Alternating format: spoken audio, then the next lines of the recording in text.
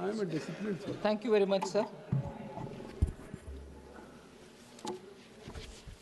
So today we've had about actually 28 speakers who participated in this debate. And you were constantly sitting for 3 hours here. Thank you very much. You have heard to everybody. And you have heard to everybody. we've had quite a few suggestions, inputs, and commentary on the bill, which is essentially excise duty. And essentially excise duty, which existed before 2017 under the central government. And it was only for the sake of the compensation cess which was required at the time of introducing GST that Centre gave up its powers to levy excise duty on tobacco and tobacco-related products, that right was given away to the GST so that they will be in a position to collect the compensation cess over those items which were taxed at 28%.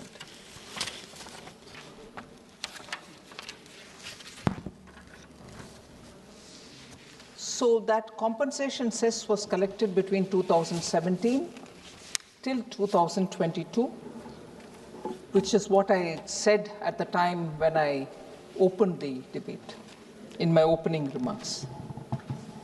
Now, therefore, the compensation cess which was collected till 2022 went in the hands of the states. It was given off to the states. And by law at that time when GST was introduced, compensation cess was to be collected for 5 full years, and it came to an end in 2022. But after 2022, it is still being collected because after proper legal consultation, the GST Council took a call that during the COVID years, we couldn't collect the revenue required and couldn't collect particularly the compensation cess which is levied on items which were at 28% rate. We couldn't compensate the states, which was a promise given under the GST. So, taking legal opinion, it was extended to such a period. Of course, the outer limit was fixed for March 2026, but it was extended to such a period till when it had to be collected for returning the loan which was taken for paying the states. So essentially here, what was there before 2017, what was conceded by the Centre for the State of Centre for the GST Council to collect the compensation cess, at the end of compensation cess is being naturally reverted to the Centre. This is not a new law. This is not an additional tax. This is not something which the Centre is taking away. There was quite a lot of observation made by several honourable members that it is a cess. This is not a cess. This is excise duty. It existed before GST. It's come back to the Centre because Centre gave it away at that time for collecting compensation cess. Now it's reverting back to the Centre, and I will get into the details when I answer some particular members' questions. It is coming back to the Centre to be collected as excise duty, which will go to the divisible pool. It is going to be redistributed again at the 41%, which has to go to the states. So this is not a cess. When a cess comes, I'll stand up to say that is cess. This is not. And I found quite a few honourable members talking about, oh, this is a cess, Centre is bringing it, it's going to take the revenue. No, please. I will stand up when I have a cess to talk about. But this is not the one. Sir, I just want to highlight the basic excise duty. Even after the introduction of GST because that head of account was being maintained, was brought to the minimum most level, and then now it's going back. Even during GST, when that minimum most level of excise was being collected, we collected only a token amount, which was 5 rupees for 1,000 sticks. And for most cigarette categories, it was 10 rupees per 1,000 sticks. Size variant are taken as consideration. In practical term, it meant that the excise component per stick was a fraction of 1 paisa. So we kept that nominal collection only all the while, even as the GST was collecting on cigarettes as compensation cess. By comparison, sir, pre-GST excise duty rates ranged from 1,585 to 2,850 rupees per 100 sticks for non-filter cigarettes, and 1,585 to 4,170 per 100 sticks if they were filtered. So the point that I'm highlighting here is, during GST, it was just nominally kept, the account was kept alive, but collection was 5 rupees on 1,000 sticks, whereas prior to introduction of GST, it was 1,585 to 2,850 per 100 sticks, not even 1,000. So, pre-GST rates were far higher and excise duty, and post-GST, because they were collecting as compensation cess, here it was nominally kept at 100 sticks for 1,500. But even after the GST had come in, compensation cess rates remained unchanged from July 2017 to 2024. So I want to highlight the fact that even when compensation cess was introduced on these items, the rate remained the same from 2017 till 2024.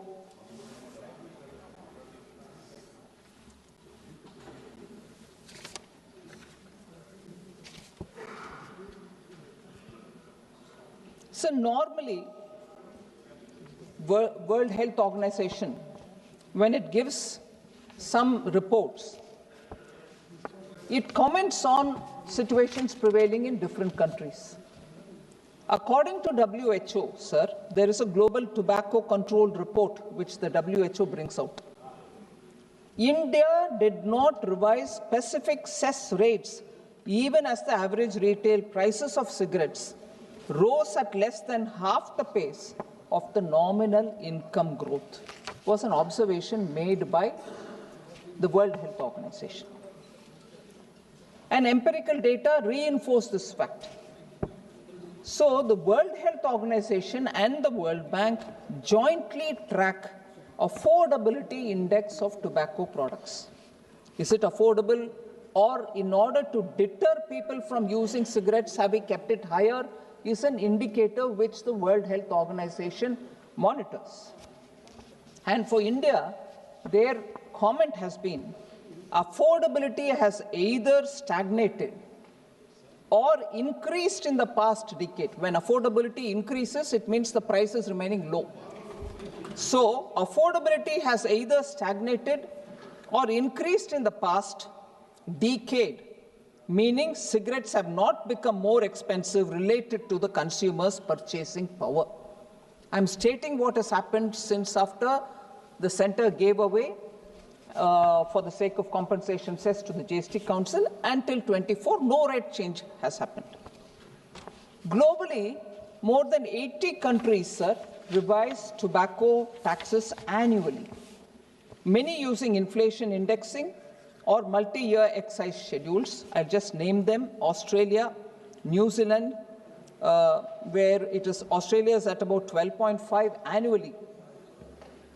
Automatically, based on CPI, it changes. New Zealand, 10%, Philippines, Turkey, South Africa have also constantly linked it with inflation. EU member states do it, maintain a minimum excise burden of 60% of weighted average price. Some may exceed and reach to 70, 75 also. So even in India, prior to GST rates, annually, rates on tobacco had been increased. So it's primarily health-related concern with which it had to be a deterrent. The price or the tax had to be a deterrent so that people don't get into that habit. But after the sunset of compensation cess, as I said, we are bringing back the excise duty which existed prior to GST. Now, certainly we don't want cigarettes to become affordable. So this is the sum and substance of this particular excise duty. India's total tax incidence on cigarettes is approximately 53%. 53% of the retail price, which is substantially lower than the World Health Organization, which is, I've just mentioned all that earlier. And the World Health Organization benchmark is at 75%. I've already mentioned that some states, some countries do charge more. United Kingdom, Australia are well over 80 to 85%. So we do keep that benchmark which the WHO has highlighted, and the concerns of honorable MPs. Some have said you're going to impose this tax, as a result of which livelihoods are going to be affected because cigarettes or Bidis will become more expensive and those poor people who are rolling Bidis will be out of the job. I want to highlight some facts here, sir. I'll come to specifics and speak about specific concerns of members. I'll now go to addressing some of the concerns which honorable members have raised. So first of all, farmers. Tobacco growing farmers will have to be weaned away from growing tobacco into doing other alternative crops. There has been efforts earlier. Efforts continue under Prime Minister Modi's government. Farmers are constantly being told how unhealthy it is to cultivate tobacco, and I will highlight that specifically what efforts are being taken. So government schemes under Ministry of Agriculture and Farmers Welfare, such as crop diversification program under the Rashtriya Krishi Vikas Yojana, has 10 major tobacco growing states being covered since 2015-16. I am not going earlier. There were schemes even earlier. I'm not denying efforts have been there for some time now, decades now. Farmers are encouraged to shift to alternative crops. Which are those 10 states? Andhra Pradesh, Bihar, Gujarat, Karnataka, Maharashtra, Odisha, Tamil Nadu, Telangana, Uttar Pradesh, and West Bengal. What's the progress of these crop diversification efforts? Over 1.12 lakh acres, that is about 45,325 hectares of land, shifted from tobacco to other crops between 2018 to 2021-22. What are the alternatives, sir? If it is partly irrigated area, they go for sugarcane, groundnut, oil palm, cotton, chili, maize, onion, pulses, and turmeric. In specific states, I'd like to highlight, Telangana has focused on weaning away the tobacco growers to grow Bengal gram and chilies. Odisha has moved them to vegetables growing and maize. Karnataka has moved from tobacco to soya bean and sugarcane. So there are efforts at crop diversification. So I must thank Dr. Kalanidhi Veeraswamy because he, as a doctor, has actually said how injurious it is to the health of the smokers and they shouldn't really be doing it. I appreciate him for sharing his professional धन्यवाद तो दो, thank you तो. experience. अरे thank you बोलना मना है. I didn't know he was a smoker. So sir सब लोग बोल रहे हैं कि उनको भी कह दो कि वो स्मोक ना करें. मुझे पहले से मालूम नहीं था कि वो स्मोक करते हैं, मगर अगर करते हैं ज़रूर उनका ही जो गुड विशेस और एडवाइस था बाकी सब के लिए वो भी वो अपना पालन करेंगे, ऐसे मेरी उम्मीद है. आप संसद सदस्य को Sir, so this exercise, as I said earlier, is not a cess. It's a duty. It goes into divisible pool. Dr. Kalanidhi did speak about it. I want to say this collection will go into the divisible pool, and therefore the 41% will be reaching the states. Although there is one or two points on which I have thanked and appreciated his concern, sir. There's one point on which I want to correct Dr. Kalanidhi. Raise devolution to 50%. इनको तमिल में जवाब दे दो आप एक बार. तमिल में दूं sir? Sir आपके आदेश को पालन करना ही पड़ेगा सर. सर மாநிலங்களுக்கு கொடுக்கக்கூடிய நிதி 50% உயர்த்த வேண்டும் என்று கோரிக்கை வைக்கப்பட்டது. அந்த கோரிக்கை ஃபினான்ஸ் கமிஷனுக்கு வைக்கப்பட வேண்டிய கோரிக்கை எங்க கிட்ட வைக்கக்கூடாது. So first of all, I want to say that request which Dr. Kalanidhi has said states should get 50% of all the devolvable taxable amount is something which the Finance Commission will have to address, and I'm sure he and his government would have said. अभी क्या है, संसद के अंदर ये व्यवस्था की है कि कोई भी भाषा बोलने के बाद सिमिल्टेनियसली अनुवाद हो जाता है. इसलिए दिक्कत नहीं. आप पहले क्या है वो ऑलरेडी जेनरसली बोल रहे हैं मैं अंग्रेजी समझता हूं इसीलिए you don't have to speak in Tamil. मगर ये मौका मुझे तमिल में भाषण देने का भी मिलता है, इसीलिए I want to speak. Sir I also want to say sir, other than what the Finance Commission has said to devolve, actually Prime Minister Modi, because he's been a chief minister, he understands the states and their difficulties. After COVID, had asked us to create a capital fund which can be given to the states as good as a grant, but it is called a loan, 50 years interest-free, and all states have utilized it. I want to say the total amount as things stand, from 2020 till today, 4.24 lakh crores have gone to the states, interest-free 50-year loan. Finance Commission didn't ask us to do that. We have done that. So we'll keep the state's interests in mind, sir, and no state gets lesser than what the Finance Commission has ordered us to give them. That also should be on the record.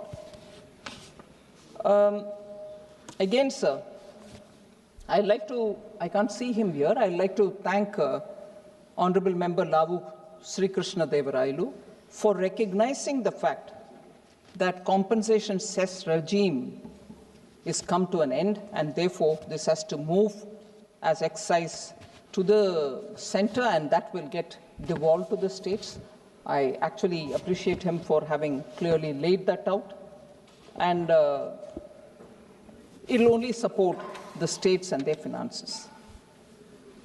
So there was also the same question of, are you helping the farmers? Are you actually doing concrete things, one to help the farmers, another to really contain purchase of tobacco and tobacco-related products? So there has been a law since 2003, and that actually prohibits tobacco products from being sold to people who are under 18 years of age in 100-yard circumference of any school or any educational institution. But of course, it has to be implemented even more rigorously because there's a lot of violation and people are complaining about it. I'm sure the health ministry will be talking to states about it, sir. And there are a lot of advertisements. I'm not getting into that detail. So particularly on Bidi,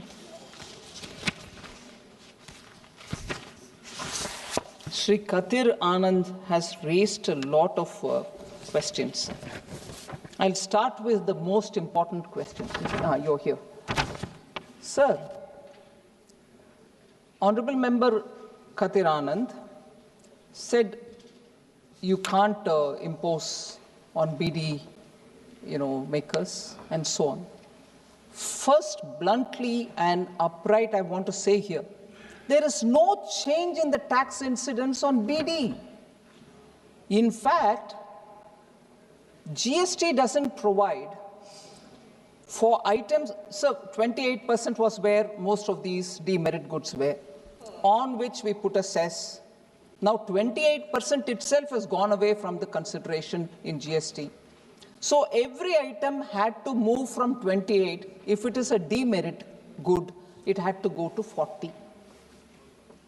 At the time when the GST Council discussed it, consciously Bidi was not taken to 40 because it would have really hurt.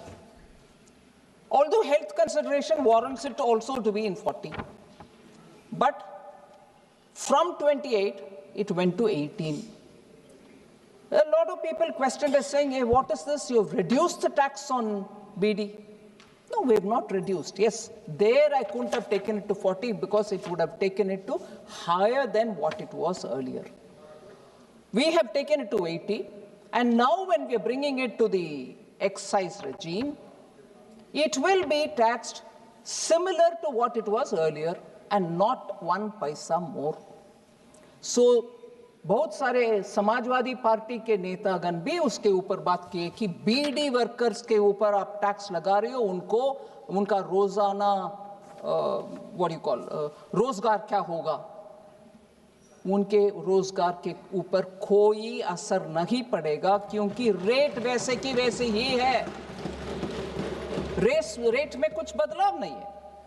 अब का regime जो है उसमें जैसे मैंने बताया 28% tax था, उसके ऊपर एनसीसीडी लगाता था, हैंडमेड चार्ज था 1 रुपी हर एक 1000 बीडी के ऊपर, और मशीन मेड है तो 2 रुपया 1000 बीडी यूनिट के ऊपर, और उसके ऊपर बेसिक एक्साइज ड्यूटी जो मैंने बताया नॉमिनल 5 पैसा था, 5 पैसा 1000 बीडी के ऊपर, और अगर मशीन मेड हो तो 10 पैसा 1000 बीडियों के ऊपर।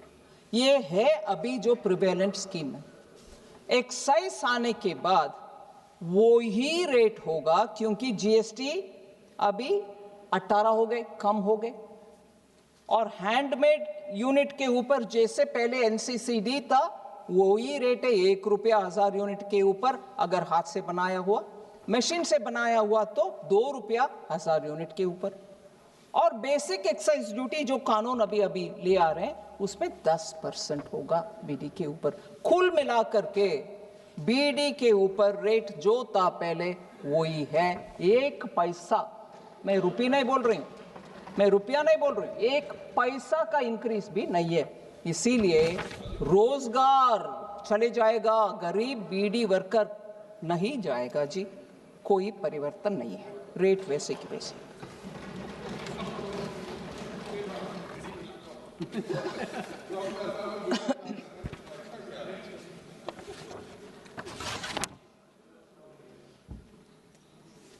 सर, और खतीर आनंद जी ये भी कहा कि कानून ले आ रहे हो मगर रूल के, रेगुलेशन के, नोटिफिकेशन के द्वारा रेट बदलते जाता है। नहीं बदलना, मतलब बदलना असंभव है, पार्लियामेंट को छोड़कर मैं रेट बाहर से बदलना नामुमकिन की बात है। बिना अप्रूवल ऑफ पार्लियामेंट 1 पैसा भी बदलना मुश्किल है, कर भी नहीं सकते कानून है। सो वो होता नहीं है ऐसे, அப்படியெல்லாம் நடக்காதுங்க। இங்க இந்த பார்லிமெண்ட்ல அனுமதி இல்லாம 1 பைசா கூட இன்க்ரீஸ் பண்ண முடியாது, அது ரூல்ஸ் மூலமோ நோட்டிஃபிகேஷன் மூலமோ நடக்காது।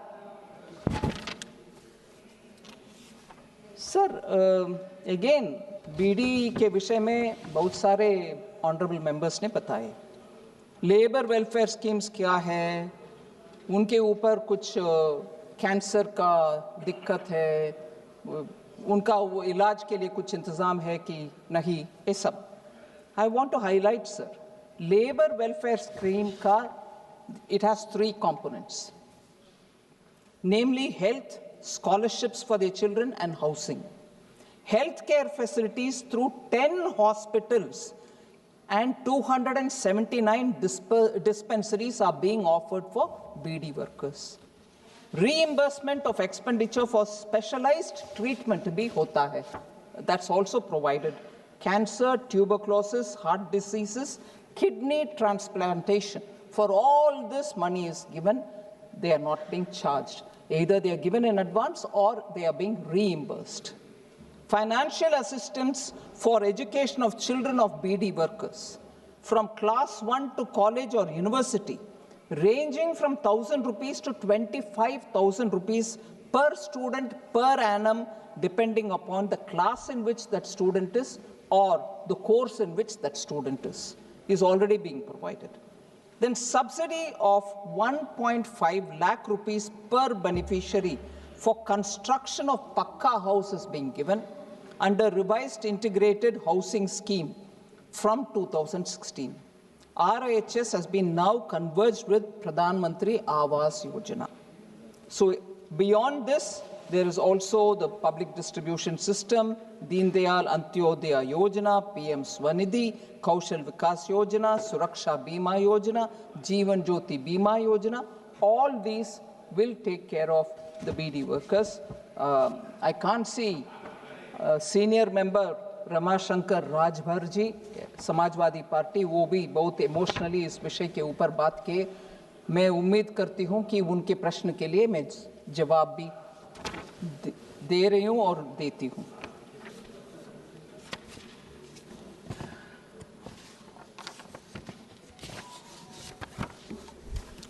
So Honorable Member Supriya Sule ji, she had raised this very important question in general about the excise, for which I think in the name of other members I've given an answer.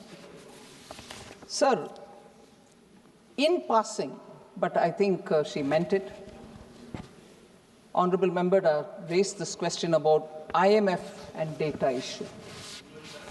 I would want to use this opportunity to explain that that debate was very ill-informed. IMF has actually said India's overall healthy economic performance is what the report concentrates on. Literally, most of the report focuses on it. But on the data ranking, I want to say, sir, IMF rates data quality from A till D, A, B, C, and D. They don't have the A+, A-, which happens in most universities. And A means data is adequate for surveillance. B means data has some shortcomings but is broadly adequate. C means data shortcomings could somewhat hamper surveillance. That's where we are put. And D, serious shortcomings that hamper surveillance. We are ranked C. The ratings are part of IMF report on Indian economy, which expects India's GDP growth to grow at 6.5% level in 25-26, the current year. Growth it recognizes in private consumption, macroeconomic stability, and also resilience of the Indian financial sector. They recognize it as key drivers of growth. They also recognize the inflation. They say it has been well below the RBI's tolerance band. The tolerance band is 2 to 6%. And they also say it is expected to be at 4.3% overall for this year. So, the point of content was the quality of data on which this C grade was given. What was a C grade for? The C grade is assigned to the data on national accounts, which covers data on GDP, consumption, income levels. And what was the reason behind C rating, sir? That the data is based on an outdated base year. which is 2011 to 2012, which is 2011 to 2012 is our base year till now. But Government of India is now changing that, and from the next year, we will have a data base year as 2022 to 2023, and from 27th February 2026, this will come into execution. So we are living with data being collected based on the base year 2011-2012. It is because of that we are ranked C, not for anything else which the government, I heard some honorable member, I don't want to take that name, the language used was astonishing, sir. Said, manipulating through GST, data being, collected and misleading data is being provided. None of that. If my base year is old and it is 2011 and 12, and IMF thinks, what is this? Why wouldn't you want to collect it on something very recent? That is why Government of India, after doing intense consultation, has decided from 27th February, we will have the base year come closer to us, which is 22-23. If on that score, IMF says, I rank you C, oh my God, the debate was like, oh, Government of India's data is all bad. IMF has said the whole thing is C grade. Absolutely not. It was for that data base year being owned. It didn't question about the growth figures we've given. On the contrary, they've said you'll be growing at 6.5%. They've actually appreciated our inflation management. So it has to be circumscribed, sir. Also, the wholesale prices used instead of producer prices was also one comment. Mismatched production and expenditure approaches was another observation. So everything belongs to the data collection and keeping it to a base year which is old and outdated. That is which is getting us C grade. But overall, India was rated B on all other fronts, including inflation, government finance, external sector statistics, monetary and financial statistics, and intersectoral consistency. So the median rating that we've got is B. So I would like Supriya ji to be informed about that.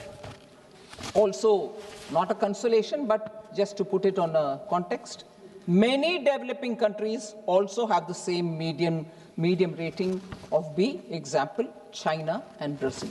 I'm not getting into the others.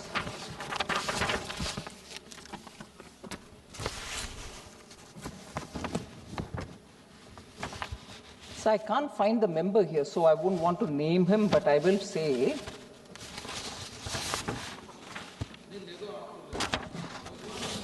Honorable Member Sashikant Sendil, sir. Compensation cess was designed for 5 years, but it has been continued beyond it. I've explained the answer, but I want honorable members to please go into the facts before they observe something. Honorable members' observation go into the record. Compensation cess is a subject on which we have repeatedly spoken in this House. It was for 5 years. It was for the sake of giving it to the states. After 5 years, it will conclude. वो तो भारतीय प्रशासनिक सेवा के अधिकारी भी हैं पूर्व. So, sir, another, and on which I have serious objections. Another observation made by the honorable member was compensation cess being used to pay centre's own debt. Excuse me. Compensation cess was collected with the authority of the GST Council to pay the loan that was taken, to give a back-to-back arrangement for the state governments, for revenues that couldn't be collected during COVID. And on the date when the whole thing is going to get over, the GST Council is authorized, saying you can withdraw. In anticipation, we are coming up with this exercise. And that has been recorded in the GST Council. I can't believe a constitutional body where all the finance ministers from all states are sitting, and not until Honorable Member Sashikant Senthil says, they would have allowed me to happily pay my debt, central government's debt, with that compensation cess amount. Are state finance ministers not powered enough to question me on that? And here is an honorable member telling us compensation cess being used to pay centre's own debt.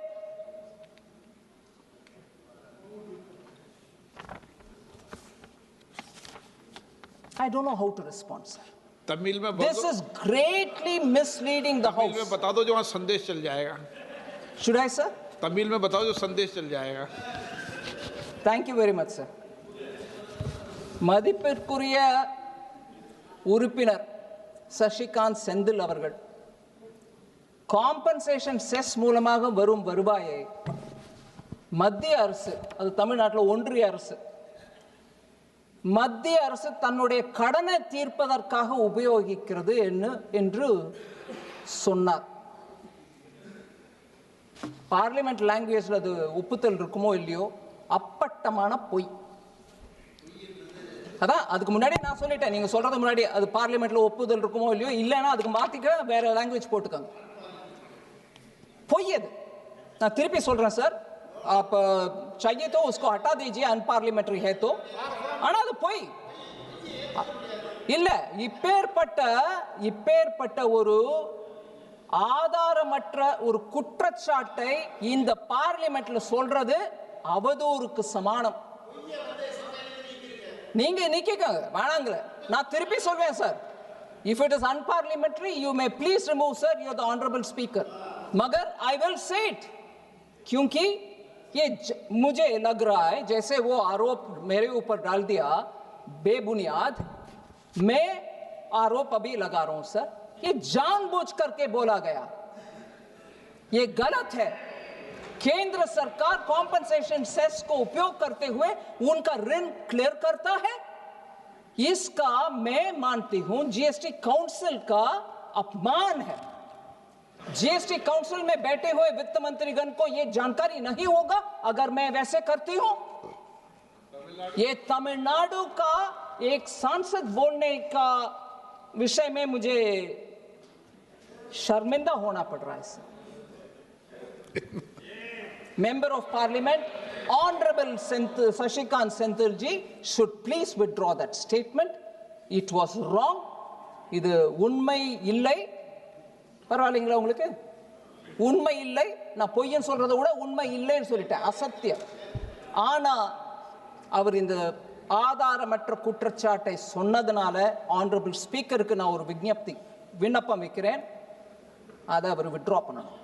அவர் சொன்ன அந்த லைனை withdraw பண்ணா அவர் இங்க இல்ல, ஆனா definitely I am sure he is watching. वित्त मंत्री जी एक मिनट. नहीं, अभी टाइम है आपका, बहुत टाइम बहुत है.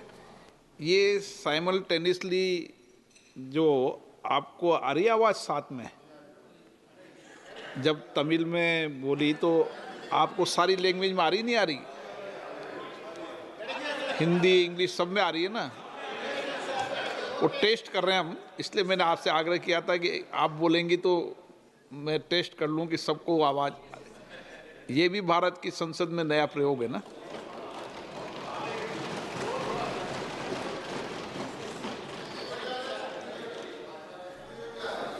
धन्यवाद sir. Sir, lastly, many members mentioned it. Vishal Dada Patil, I don't know if he's here, he also mentioned health and wellness have to be a good focus. According to NHA data, sir, 2014-15 and 2021-22, government health expenditure as percentage of GDP rose from 1.13% to 1.84%.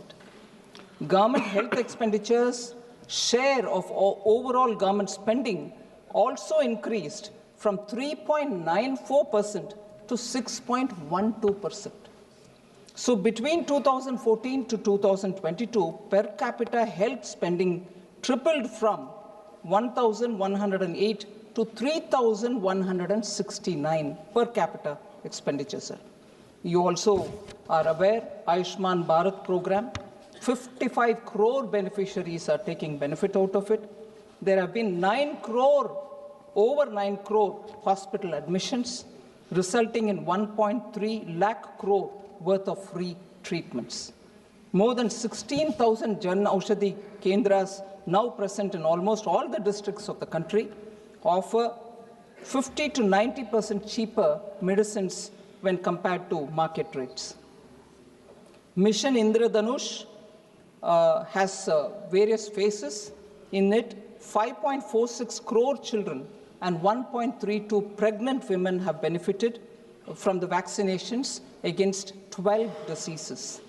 This targeted initiative, sir, has contributed to a significant decline in the maternal mortality ratio from 130 per lakh live births in 2014-16 to 80 in 2020.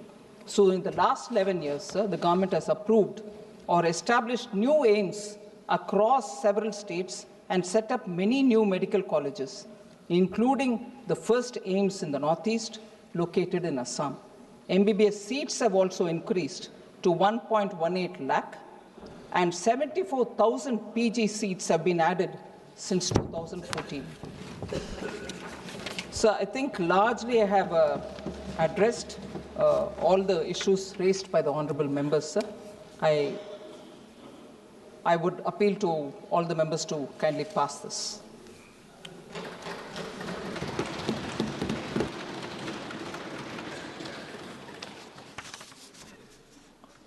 कोई को बोलना है, 5 minute बाकी है, कोई clarification तो नहीं चाहिए? हाँ,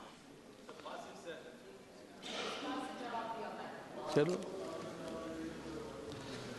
माननीय अध्यक्ष महोदय, आपका आभारी हूं कि आपने मुझे अपनी बात रखने का अवसर दिया और पूरा सदन, पूरा भारत के प्रबुद्ध लोग चाहते हैं कि नशा मुक्त भारत बने। अभी माननीय मंत्री जी ने अपने भाषण में कहा कि तेलंगाना राज्य में जो तंबाकू की खेती करते थे लोग, उनको ये सुझाव दिया गया है कि तंबाकू खेती ना करके अन्य फसलों करें, उसमें मिर्च आदि बताया। तो मैं आपके माध्यम से चाहूँगा माननीय मंत्री जी से कि पूरे भारत के हर राज्य में जहाँ जहाँ लोग तंबाकू की खेती करते हैं, उनको भी वहाँ कौन सी फसल अच्छी हो सकती है, अगर उनको भी इसमें शामिल किया जाए तो ये बहुत अच्छा होगा। कृषि मंत्री सुझाव देंगे। नहीं, अभी माननीय मंत्री जी ने अपने भाषण में ये बात कही। बस एक मिनट, संजय जायसवाल जी। 6 बज जाएगी जब तक। मैं इस सेंट्रल एक्साइज अमेंडमेंट बिल के समर्थन में खड़ा हुआ हूं।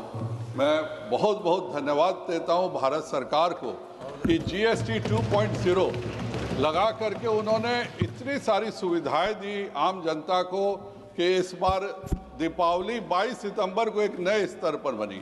लेकिन साथ में जो ये सिगरेट, तंबाकू, इस तरह के जो नशा हैं, जिनको लगातार डिस्करेज करने का काम यह सरकार कर रही है।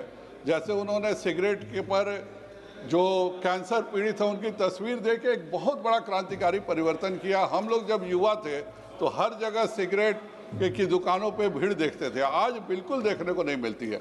उसी प्रकार ये जो सेंट्रल एक्साइज का अलग से फैसला है कि इस पर टैक्स बढ़ाया जाए और इसको महंगा किया जाए जिससे कि आम व्यक्ति उसके तरफ आकर्षित नहीं हो, यह बहुत ही बढ़िया सरकार का फैसला है और इसका मैं पूर्ण समर्थन करता हूँ। ये स्वास्थ्य में आयुष्मान भारत के लिए भी बहुत अच्छा रहेगा। बहुत बहुत धन्यवाद।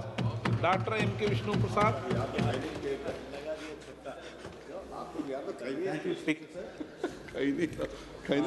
Really appreciate the way our Honorable Finance Minister replied to the doubts that was raised by the members.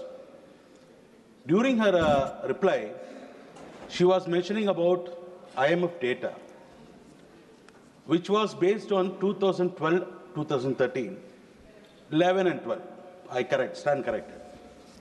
And based on that, the gradation was given like A, B, C, D. She was crystal clear. But I would like to know whether is it a part that data available from 2011-12, taken on 2011 and 12, that is taken by the central government? And if so, during this 12 years, was there any initiative by the central government to collect the data for the current situation, so that based on that we can give the gradation? Thank you.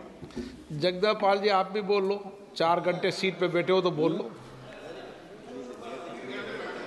4 घंटे यहाँ बैठे थे ना। माननीय वित्त मंत्री जी को इस बात की बधाई दूंगा कि जो पूरा सदन इस बात के लिए चिंतित था, जो हमारे माननीय सदस्य प्रतिपक्ष के भी लोग कह रहे थे कि तंबाकू के नियंत्रण होना चाहिए या नशा मुक्त होना चाहिए, तो मैं कहना चाहता हूं कि आज का ये बिल जो है, ये जो 2003 में अटल बिहारी वाजपेयी जी ने COTPA कानून जो लागू किया था, जो cigarettes and other tobacco product act 2003 में, आज उसी विरासत को आगे बढ़ाने का काम किया है। इसके लिए मैं माननीय फाइनेंस मिनिस्टर को बहुत बहुत बधाई देता हूँ। 2003 का मैं उदाहरण दे दूँ कि 2003 में जो अटल बिहारी वाजपेयी जी का इसी सदन में कानून पारित हुआ था, उसमें सार्वजनिक स्थानों में धूम्रपान पर प्रतिबंध पहली बार लगाया गया था, और जिसका फर्क पड़ा, नाबालिग को तंबाकू के बिक्री पर रोक लगाया गया, स्कूल कॉलेजों से 100 मीटर के भीतर बिक्री निषिद्ध किया गया, विज्ञापनों पर रोक था। ये तो हो गया। और आगे अगस्त ऋषि ने क्या कहा है, मैं वो भी बता दूं, अगस्त ऋषि का संदर्भ कि जो भारतीय शासन दर्शन है स्वास्थ्य सुरक्षा का, उसमें अगस्त ऋषि ने कहा था कि दर्शन में स्वास्थ्य, विज्ञान, समाज कल्याण इसके एकत्व के प्रतीक माने जाते हैं, और औषध विज्ञान, जड़ी बूटी, और ये जो लगाया ये सेस नहीं है, मतलब सेस आज क्लियर कर दिया माननीय वित्त मंत्री ने कि आज पहले ये सरकार है कि जो भी सभी राज्य के GST में मेंबर, फाइनेंस मिनिस्टर्स के मेंबर हैं, और आज तक जितने फैसले हुए हैं, मैं वित्त मंत्री को बधाई दूंगा कि GST ने सर्वसम्मत से किया है। ये अपने आप में एक बहुत बड़ी बात है, और आज ये फेडरल स्ट्रक्चर को मजबूत करेगा कि ये पैसा जो एक्साइज ड्यूटी लग रही है, ये पैसा राज्यों को जाएगा। इसके लिए मैं धन्यवाद देता हूँ। सदन का समय इस विधेयक के प्रस्ताव को विचार तक बढ़ाया जाता है। माननीय वित्त मंत्री जी, सिर्फ 2 विषय में क्लैरिफिकेशन देना चाहती हूँ सर। माननीय नीरज मौर्य जी,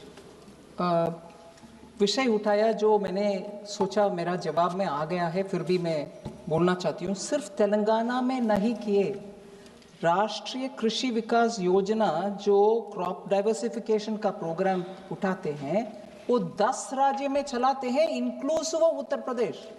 सो उन राज्यों में क्या फायदेमंद क्रॉप हो सकता है, वो अपने राज्य के लेवल पर निर्णय होके वो आगे लेके जा रहे हैं। जैसे मैंने ओडिशा के उदाहरण बोले, सब्जियों और ज्वार, कर्नाटका सोयाबीन और शुगर केन, उत्तर प्रदेश उनके स्तर पर जो भी निर्णय करते हैं, उनके तंबाकू किसानों के साथ बात करके वो उसके अनुसार वो चलाते हैं।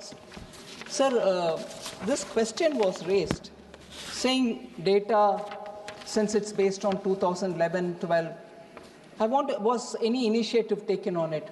I just want to highlight, sir, rebasing initiative has been taken. Rebasing, matlab, that which was earlier, 11 and 12, 2011-12 is the base year now, to rebase it to some other year, which is now 22-23. The efforts have already commenced last 2 years, 1.5 years. And it is at an advanced stage.